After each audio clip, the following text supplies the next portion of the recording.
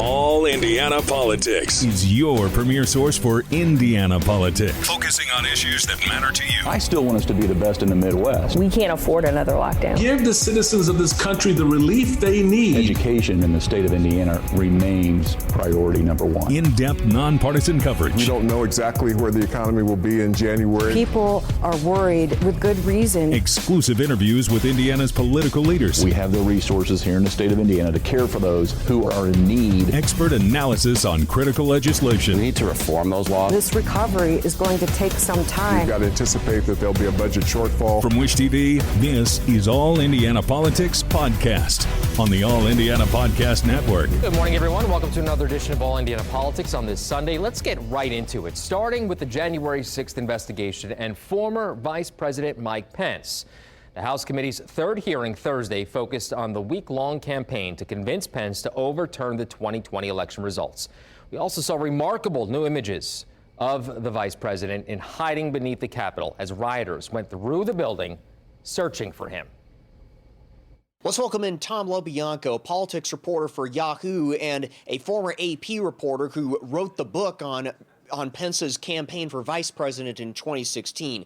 Tom, you covered Thursday's hearing. The committee almost seemed to herald Mike Pence as a hero of January 6th. What was the reaction in the room at that hearing? Very somber, very sobering, as all these hearings have been.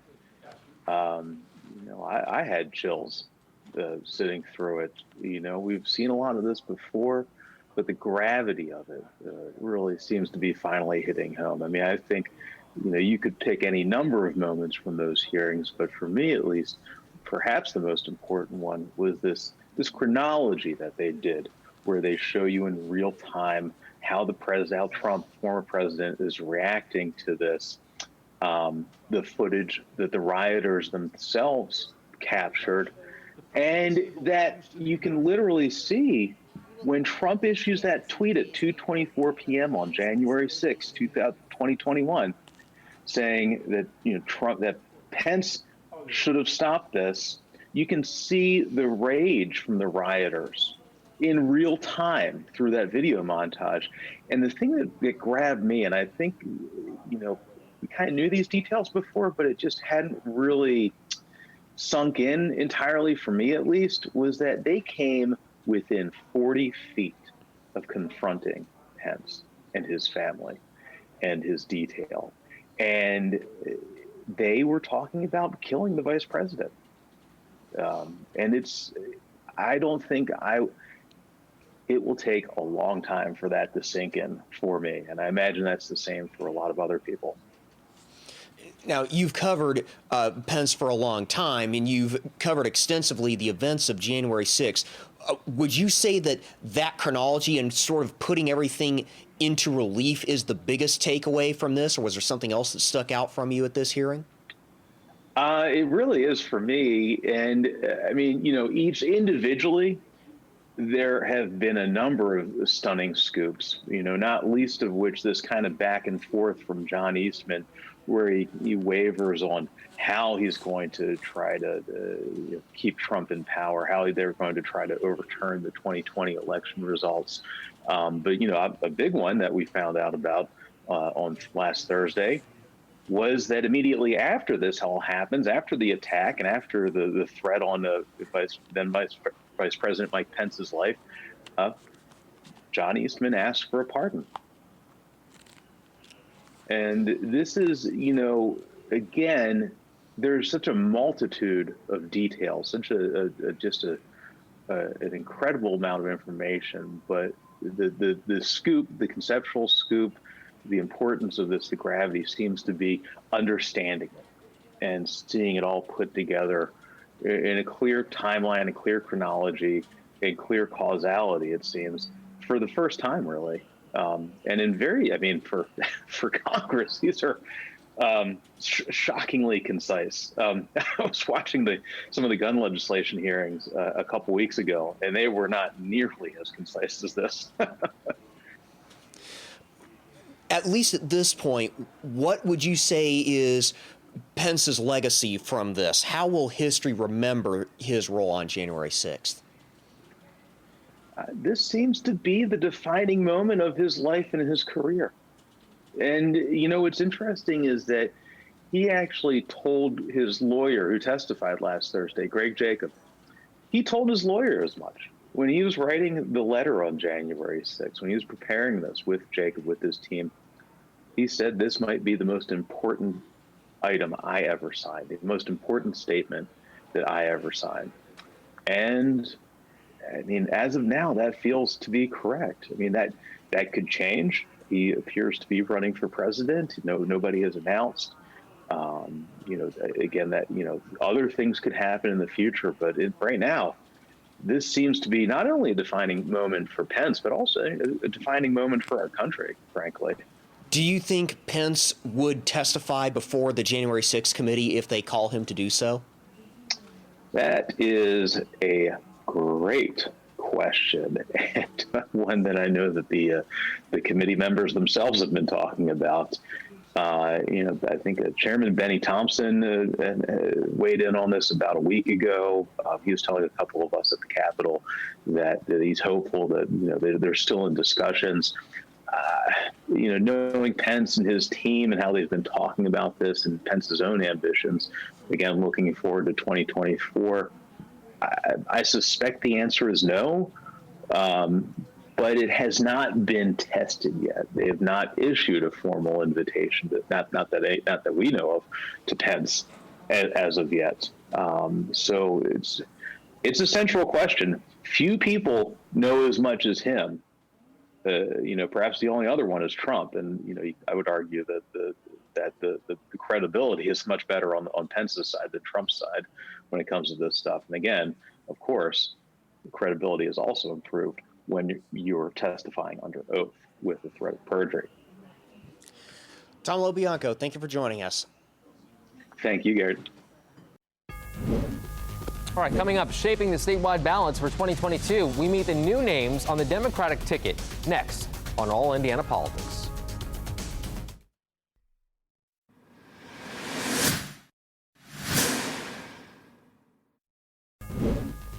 Welcome back to All Indiana Politics on this Sunday. Let's talk elections now. Republicans and Democrats have finalized their statewide ballots after holding conventions this weekend.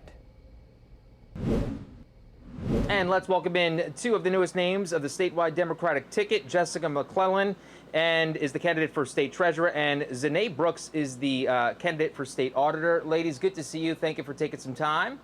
Thanks for having us. I want to start here because I think it's an important topic. Why is it so important to have 3 women on the ballot for Democrats come this fall? And Zanae, we'll start with you. I'm very big on representation mattering, whether it's all women, whether it's people of color, whether it's people from the Pride community. So having women be able to see themselves in politics, make decisions, be at the head of the table is empowering, especially as we have things like Roe versus Wade, being up for grabs right now. I think it's just important for people to see that women do have a voice and empower other women to get involved. Jessica, your response? I come from a local government angle, and in local government has a lot of women with incredible experience running these local governments and local institutions. And I think that it's really important that we get those women who have that real life experience up to the State House to share what they've learned that I think is missing from the voices at the State House. As you both know, the last time a Democrat won a statewide elected office was 2012 here in Indiana. It was Glenda Ritz for state school superintendent. So why do you think that could be different this time around? Jessica? Well, I think it's going to be different this time around because we're seeing the need to restore the value of our tax dollars. That's going to be needed to deliver that better future for our Hoosier families that we desperately need. One thing that the Treasurer's Office does really well with tax dollars is pooling resources. And it's things like pooling tax dollars and pooling resources that lets places, let's institutions like schools and libraries and cities and towns join into that investment pool and have increased their revenue through safe and profitable investing. And it also allows local governments and local communities, which we need to invest in for our financial future and security, to be able to go out and find projects that they need to have done for their future and get that financing through the Treasurer's office, take some of that burden off of local officials who are already wearing so many hats to meet the needs of their citizens. And so I think that it's that kind of mindset from my campaign that's bringing a new vision to the Treasurer's office and how to strengthen our local fiscal future. Zane, your answer to that same question?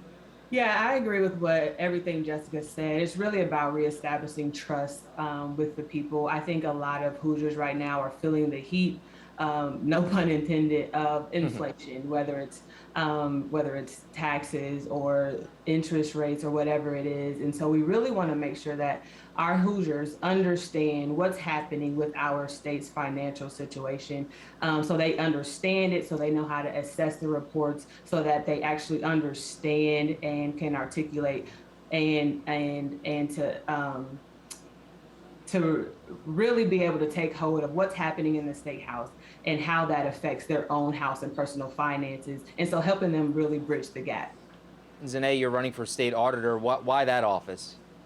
Well, I am a CPA. Yeah. I have been an actual auditor for about 15 years now.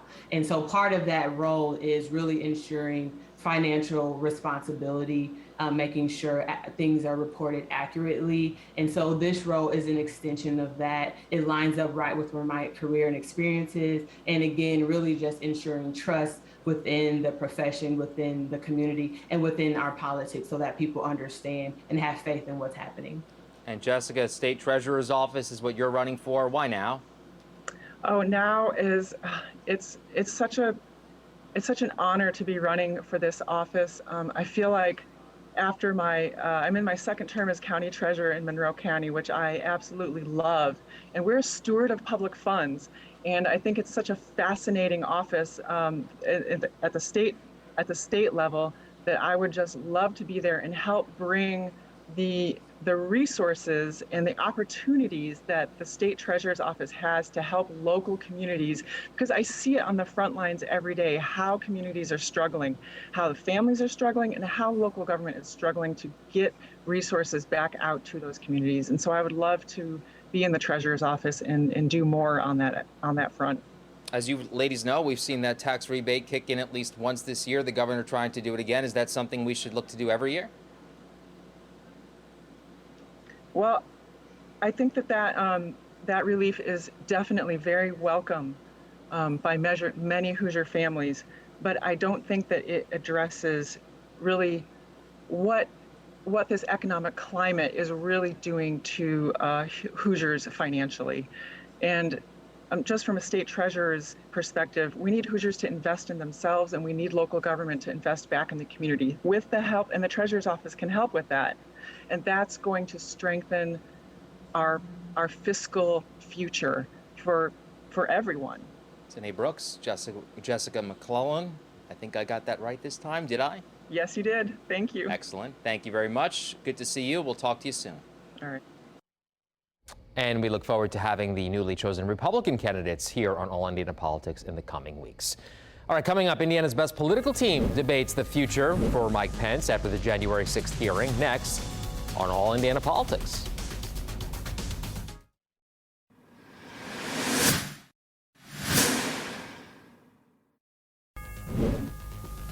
And welcome back to All Indiana Politics, as we welcome back two members of Indiana's best political team, Democrat Laura Beck and Republican Mario Maslamani. Guys, good to see you. Let's talk about that Thursday hearing on Vice President Mike Pence and the January 6th Capitol riot. Laura, we'll start with you first this week. The committee seemed to try to paint Mike Pence as a hero from that day. Would you agree? Well, I think there's a couple different schools of thoughts about that, obviously. I mean, he did make sure that the Republic did not ensue into some type of constitutional crisis. So, I mean, he did do that. So I think he does deserve some credit for that. But at the same time, I think that it's pretty clear that he was exploring all of the options available to him to turn over the results of the election. And for Mike Pence, I think that it's got to be an incredibly uncomfortable place to be. But at the same time, he did the right thing, and I do think he does deserve some credit for doing that. Yeah. Mario, your thoughts on Thursday? I tell you, the person that came out smelling like roses was Vice President Mike Pence. It showed under tremendous pressure the courage that he had to follow the rule of law and to uphold the rule of law. So if he's running for president, if you have any other thoughts about him, I think that he came out really well in these hearings, and I applaud him for what he did that day. Well, Mario, certainly seems like he's going to be running for president in 2024. How does he build a campaign on his terms in the shadow of January 6th? I think there's a lot of people that appreciate what he did. I think that while there are a lot of people that supported Trump for president, I supported Trump for president. I view Mike Pence favorably. So I think that you can appreciate what President Trump did during his tenure and still, support Mike Pence in a run for president. Laura, I know that you're the Democrat on the panel, but do you think Pence is running? Well, I mean, I think he is. I mean, I'm not quite sure what he does next, so I do think this is probably a logical next step for him. He does run into the challenge of he's got to run in a primary, probably against Donald Trump, but also running in a primary tends to bring out the most extreme sides of either party. So he is going to have to do that. However, he does have some time, I think, to definitely lay out the case for what he did, why he did it. And when you look at those pictures that were shown that came out on Thursday, those pictures of him and his family, he is in a loading dock. His wife is closing the curtains. You really get a real world inside view of how dangerous the situation was for them and how close they came to being harmed. And they were potentially going to be harmed by people that his very boss set on him. Right. So that also flips, I think, his narrative a little bit. He could probably use that. Another story that broke on Friday, guys, and we're running out of time, about 2.5 minutes left. It came out of Politico, and it was Adam Wren reporting that Mitch Daniels is seriously considering running for a third term as governor. Mario, do you think Mitch Daniels is running again? And can he win? You know, I'm here at Republican State Convention, and that's the talk of the convention right now. Even though we're having a lot of high contested races, the talk is about Mitch Daniels. And if he comes and decides to run, he could be a game changer. That he could clear the field because of the love that people have for Mitch Daniels and what he did during his 8 years as governor of Indiana. Another rumor is that he believes that it's time for a female governor and that he could throw his chips behind Suzanne Crouch. But I think that there is serious consideration and serious hope from a lot of these convention delegates from all 92 counties that they would love to see Mitch Daniels get into a race for governor, because he's always had ideas and visions for the state that are non-traditional, but that have gotten both not only the fiscal conservatives, but also the fiscal or the conservatives, Christian conservatives together to support him. And so I think that he would be a very interesting pick in a crowded field. Yeah. Laura, if he gets in, this is certainly going to change the shape of the 2024 race for governor now, and also could also impact the Senate as well. Yeah, it totally could. It definitely can. And I think we've been on the Democrat side where we've seen people come in with a big name that clears the field pretty quickly. Couple things on this for you. Indiana is a little bit different, I think, in terms of our primary voters since he first ran in 2004. So he would be facing an electorate that and especially in his party, has tacked more to the right. The other thing that by him throwing his name out there in such a way is that it puts a chill on the fundraising capabilities of the folks who have stepped up to run for governor. You have several people who are already out there. They're raising money. They're doing their different pieces. And so that really is going to hamper them, particularly in their fundraising. And to that point, Lauren, I hate to interrupt, but Yeah. I'm almost out of time here. He ran on more fiscal issues rather than social issues. Is that going to play here in 2022? I don't know. I don't know if it will. I think one of the bigger pieces here, though, to keep in mind is that he was able to sidestep a lot of this when he was at Purdue. And so there will be an expectation from these primary voters that he weigh in on these social pieces. So that Mario, I have 20 seconds left. Mario, go ahead. Your take on that. I don't think that's going to be an issue. But here's the thing. Eric Doden, Trey Hollingsworth, Mike Braun, they're self-funders. They can write million-dollar checks, multi-million-dollar checks to themselves to run. So while Mitch Daniels could clear the field, any one of these three could easily run against him and self-fund. Well, we could have done an entire show on that topic. Guys, always good to see you. Thank you for joining us. Enjoy the rest of your Sunday. We'll be right back.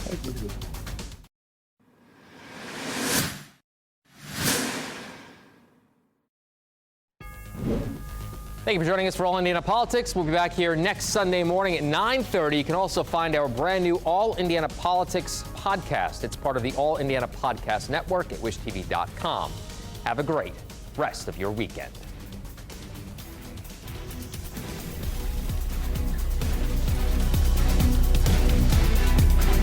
From Wish TV, this is All Indiana Politics Podcast on the All Indiana Podcast Network. Watch All Indiana Politics live Sunday mornings at 9:30 on Wish TV and at wishtv.com. Subscribe to this podcast and listen weekly here on the All Indiana Podcast Network. And be sure to discover even more great podcasts at allindianapodcastnetwork.com.